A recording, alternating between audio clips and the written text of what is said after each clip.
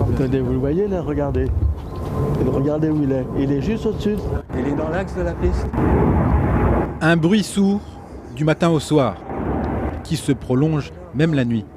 Pour Marcel, ça fait plus de 30 ans que dure le calvaire. Ça réveille et on ne se rendort plus. Mais c'est quand ils se posent les appareils.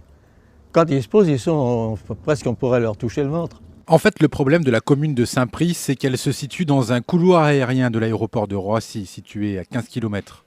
Des avions décollent et atterrissent donc toute la journée, particulièrement l'été. Moi j'avais contrôlé une fois, on avait des avions toutes les 1 minute et demie. C'est-à-dire que vous êtes au téléphone et par moment, vous n'entendez plus rien, vous n'entendez pas votre conversation. À un moment donné, on a pris la décision de partir de cette ville à cause des nuisances sonores. 163 vols de nuit en moyenne ont été comptabilisés à Roissy par le maire de Saint-Prix.